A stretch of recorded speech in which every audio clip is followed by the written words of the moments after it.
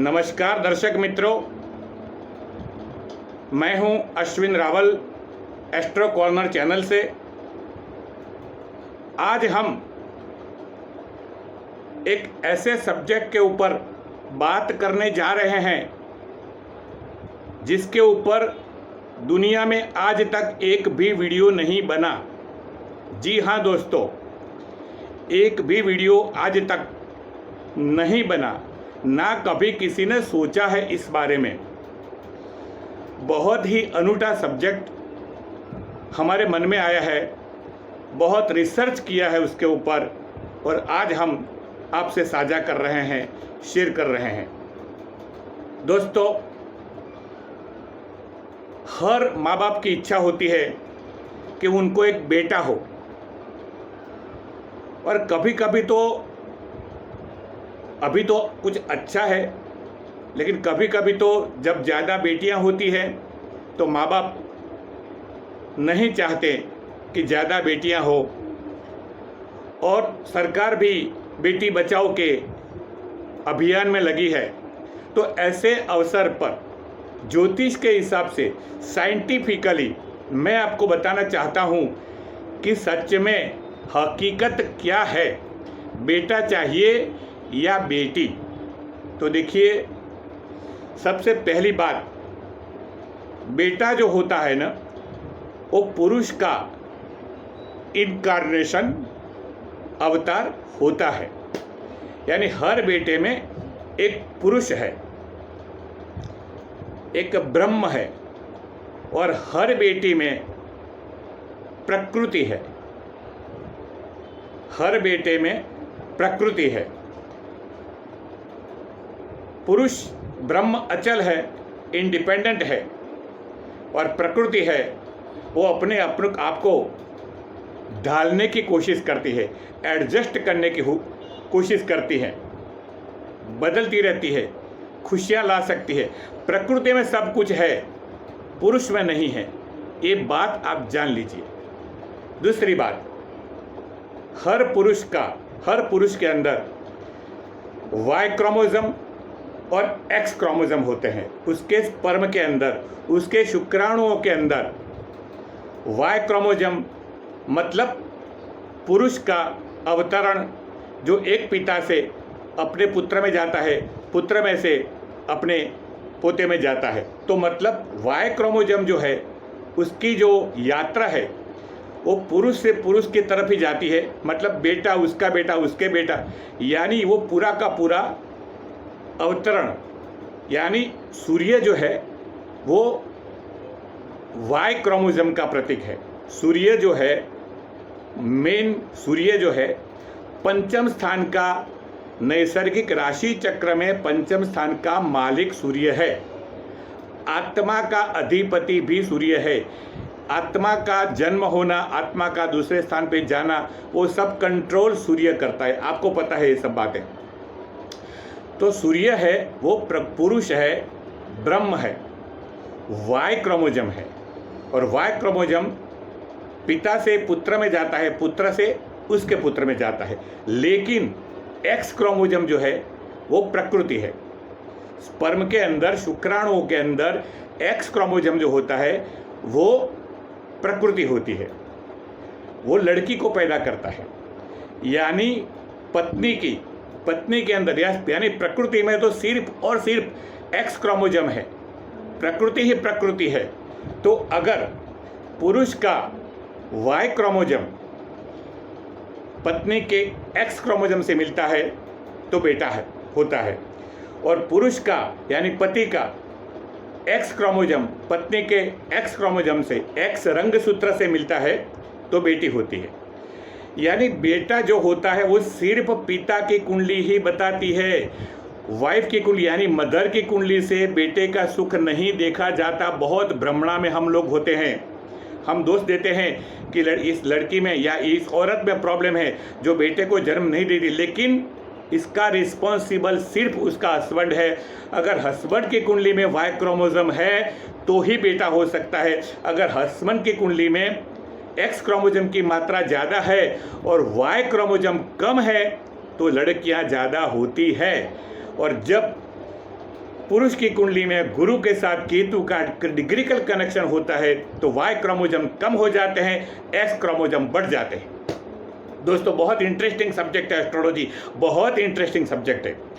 तो वाई और एक्स मतलब बेटा, एक्स और एक्स मतलब बेटी, ये बात अलग रखें। अब पंचम स्थान का कारक गुरु है, पंचम स्थान का अधिपति नैसर्गिक राशि चक्र में सूर्य है, लेकिन पंचम स्थान का पुत्र का कारक सिर्फ गुरु है, सिर्फ गुरु है, समझिए।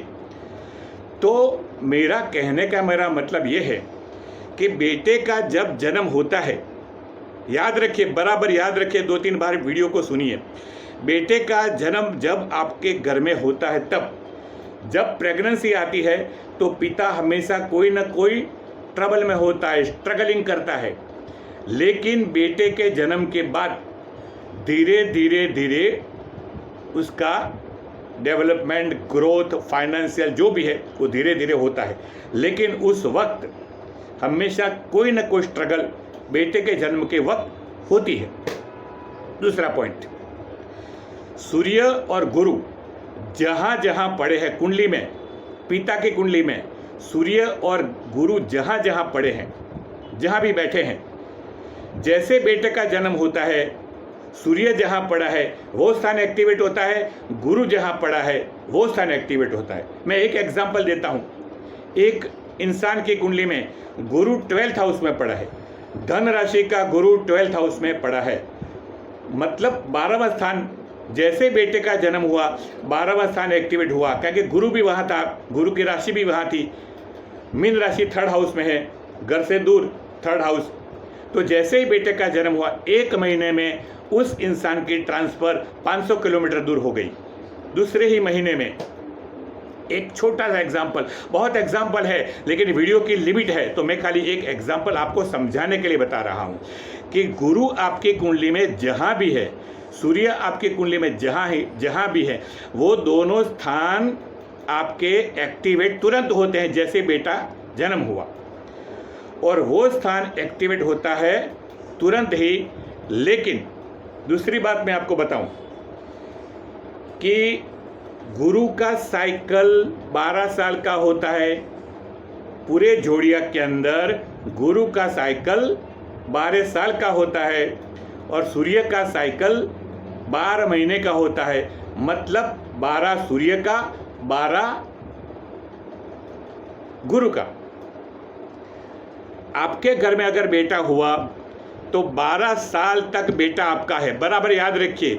12 साल तक आपको बेटा बहुत प्यार दे सकता है, बहुत लाड़ प्यार आप दे सकते हैं, आपको लगेगा ज़िंदगी हमारी खुशियां से भर गई। 12 साल तक आप एंजॉय कर सकते हैं।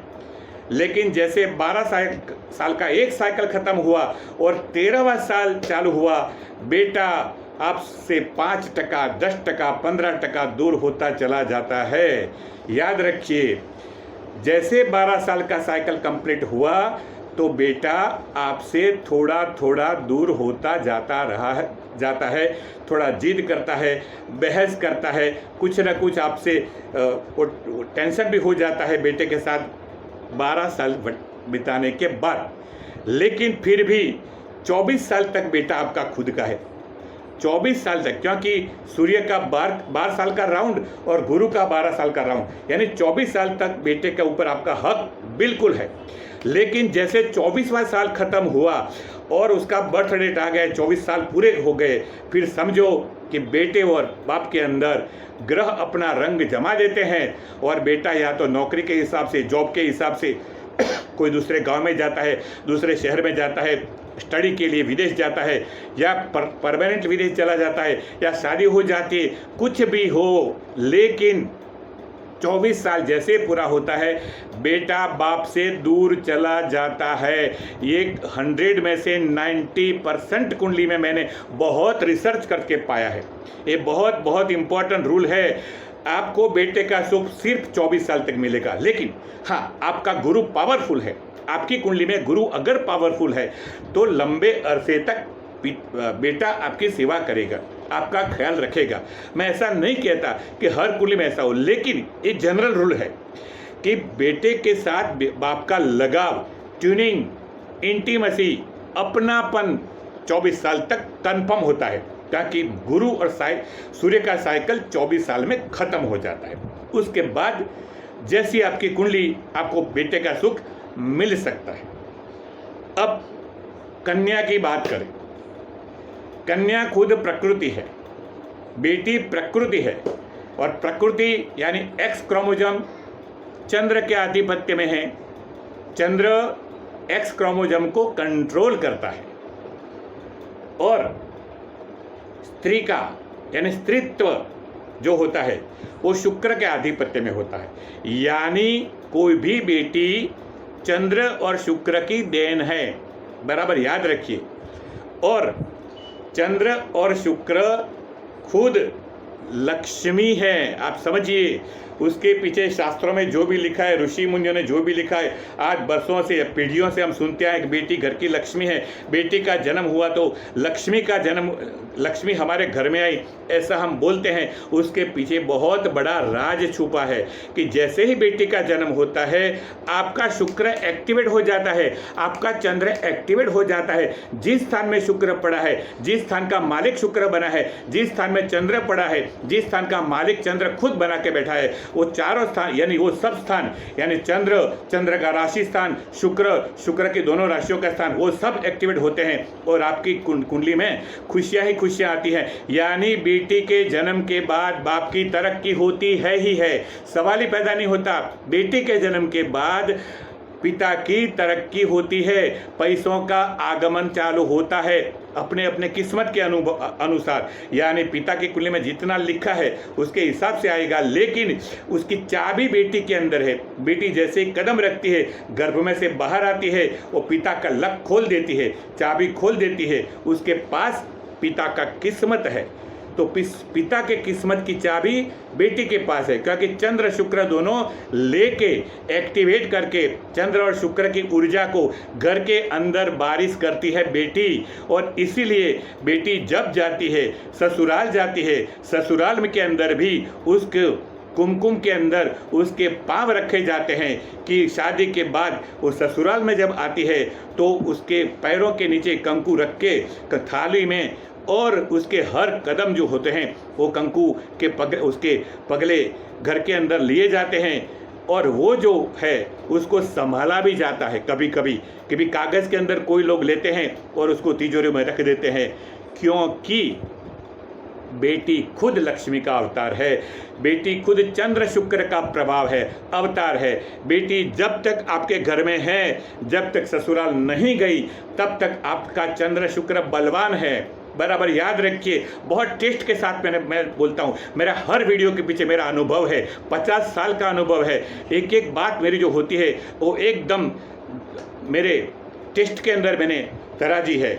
तो कहने का मेरा मतलब ये है कि जैसे ही आपकी बेटी की शादी हो जाती है, आपका चंद्र और शुक्र आपकी कुंडली में मंद हो जाते हैं, एक्टिवेट होना बंद हो जाते हैं। फिर आपका किस्मत अपने हिसाब से सब मिलता है, लेकिन बेटी के हिसाब से जो चंद्र शुक्र आपके घर में आए और आपको बहुत सारी संपत्ति दी, पैसे दिए, सुख दिया, शांति दी, सेवाएं दी, बेटी की केयर दी, वो सब आपको चंद्र शुक्र देते हैं। और आपको मैं ये बताऊं कि बेटी जो चंद्र जो होता है वो एक कुंडली में घूमते घूमते यानी एक पूरा जोड़िया पूरा करने में 27 डेज लगाती है। तो बेटी का मिनिमम पहला राउंड 27 साल का है, 27 साल तक तो बेटी का पूरा सुख आपको मिलता ही मिलता है। चंद्र शुक्र का पूरा सुख आपको 27 साल तक, यानी बेटी के जन्म के 27 साल तक बेटी आपको खुशियाँ देती है, केयर करती है, बहुत ध्यान रखती है, पैसे उनके कदम से आते हैं आपके घर के अंदर। तो ये 27 साल तक का तो जो है उम्र आपकी, वो आपको बहुत खुशियाँ देती है। लेकिन डबल राउंड हम पकड़े तो 54, 27 और 27 तो ये जो मैंने जो बताया कि 27 नक्षत्र 27 साल का जो भ्रमण होता है वो 27 + 27 यानी 54, 54 साल तक 55 में एक कम 54 साल तक बेटी आपकी बनी हुई रहती है। बेटी बाप को नहीं भूल सकती, माँ बाप को नहीं भूल सकती, ससुराल जाती है तो भी अपने 54 साल तक, 54वें साल तक, 54वें साल तक बेटी आपकी केयर करती है, ध्यान रखती है, सेवा करती है, पैसे भेजती है, अपने हस्बैंड से लेके भी हेल्प करती है। यानी बेटी का सुख आपको 54 साल तक, 54 साल तक, 54 साल तक आपको मिलता है। बेटे का सुख आपको 24 साल तक मिलता है। ये दोनों में बहुत बड़ा अंतर है। यानी आपको अगर सेवा मिलती है, केयर मिलती है, आपका ध्यान रखा जाता है, तो बेटी 54 साल तक आपकी केयर करती है, बेटा 24 साल तक काम करता है। इसका मतलब ये नहीं कि बेटा बाद में नहीं करेगा, लेकिन ग्रहों के हिसाब से अगर हम ये कहें तो जो ऋणानुबंध होते हैं यानी कर्मों के हिसाब से, पिछले जन्म के कर्मों के हिसाब से जो ऋणानुबंध होते हैं वो 24 साल में ख़त्म हो जाते हैं। पिता से 24 साल होते ही बेटे का ऋणानुबंध कट ऑफ हो जाता है। उसका जो ट्यूनिंग होता है, उसका जो रिलेशन होता है, कर्मिक रिलेशन होता है, वो कट ऑफ हो जाता है। 24 साल जैसे पूरा होता है, फिर आपकी कुंडली के हिसाब से जो मिलने वाला है वो मिलेगा, लेकिन कार्मिक बंधन जो है वो 24 साल तक रहता है और बेटी का कार्मिक रिलेशन 54 साल तक रहता है। और इसीलिए बेटी को हर हाल में हमें स्वीकार करना चाहिए। एक बेटी होनी ही चाहिए, बेटी की तमन्ना हमको होनी ही चाहिए। और जिसके घर में लक्ष्मी आती है वो जाती है तो लक्ष्मी जाती है, जन्म होता है तो लक्ष्मी हमारे घर के अंदर आती है। तो बेटी का स्वागत करिए और ये वीडियो है मैक्सिमम लोगों तक आप पहुंचाइए। आपके अंदर सच में बेटी के लिए प्यार है तो आपके पूरे सर्कल में इस वीडियो को वायरल करिए, क्योंकि कल नवरात्रि है और मेरे मन के अंदर आज जो प्रेरणा हुई जगदम्बा के हिसाब से, तो मैंने आज नवरात्रि के अगले दिन में आज संध्या काल को मैं वीडियो बना रहा हूँ। एक अंदर से प्रेरणा आई कि वीडियो इसके ऊपर मुझे बनाना चाहिए। माँ जगदम्बा ने प्रेरणा दी और मैं आज वीडियो दुनिया के सामने रख रहा हूं कि बेटे का कनेक्शन, कर्मिक रिलेशन 24 साल, 12 साल और 24 साल, और बेटी का 27 और 54। उसके बाद बेटी तो हमेशा केयर करेगी, क्योंकि चंद्र जो है वो मातृत्व है। देखो चंद्र जो है ना और शुक्र है वो चतुर्थ स्थान के अधिपति यानी कारक है। चंद्र और शुक्र हर कुंडली में, हर इंसान की कुंडली में चतुर्थ स्थान के अधिपति यानी कारक होते हैं। और चतुर्थ स्थान में क्या होता है, मदरहुड होता है। तो बेटी जब भी छोटी होती है, 1 साल 2 साल 3 साल की, तो वो भी अपने छोटी छोटी वो बारबी डॉल को लेके अपने गोदी में लेती है, खिलाती है, पिलाती है, दूध पिलाती है। वो मातृत्व उसके अंदर से छलक आता है। बेटी 2 साल 3 साल की होती है, उसके अंदर मातृत्व दिख रहा है, वो रोल करती है कि छोटी छोटी वो उसको लेके, डॉल को लेके वो पसंद करती है और अपनी गोदी में सुलाती है। जैसे बच्चों को प्यार करती है माँ, ऐसे ही वो अपने बच्चे को, अपने डॉल को प्यार करती है। इतना ही नहीं, थोड़ी 4-5 साल की होती है तो टीचर की तरह वो पढ़ाती है। हमेशा हर लड़की क्योंकि माँ है, वो खुद दादी माँ है, हमेशा पढ़ाने का काम करती है। तो वो हमेशा जैसे भी 4-5 साल की होती है, उसके अंदर का जो नेचुरल इंस्टिंक्ट है वो जागृत होता है और वो पढ़ाने का काम करती है। स्कूल एकदम ब्लैक बोर्ड लेके बैठ जाती है, बच्चों को पढ़ाती है जैसे टीचर स्कूल में पढ़ाती है। वो घर के अंदर अकेली बच्चों को पढ़ाती है, खुद बोलती है, सुनने वाला कोई नहीं होता, सुनने वाला खुद उसका आत्मा होता है, फिर भी वो पढ़ाती है और बहुत अच्छा रोल वो माता का निभाती है। डॉल को लेके बच्चों की कल्पना करके वो स्कूल टीचर का रोल निभाती है। और जब बड़ी होती है थोड़ी सी तो दादी माँ की तरह माता पिता को भी सलाह देती है। ऐसी बेटी को तो हमको सलाम करनी चाहिए। बेटी का जन्म हर घर में होना चाहिए और आप अपनी बेटी जितनी भी उम्र की है उसको दिल से प्यार करो। वो चली जाएगी, पता नहीं आपकी ज़िंदगी में कैसा समय आएगा। आपकी कुंडली अच्छी है, मैं तो अच्छा ही चाहता हूँ, मैं किसी का ज़िंदगी में बुरा नहीं चाहता। आप खुश रहें बेटी के जाने के बाद भी, लेकिन बेटी की कदर करो। जब तक आपके घर में बेटी है उसको ऐसा प्यार दो कि ससुराल में जाने के बाद भी वो आपकी ममता को याद करे। बस आज का वीडियो सिर्फ दुनिया की हर बेटियों को समर्पित करके मैं आज आपसे विदा लेता हूँ। नमस्कार, जय माता जी।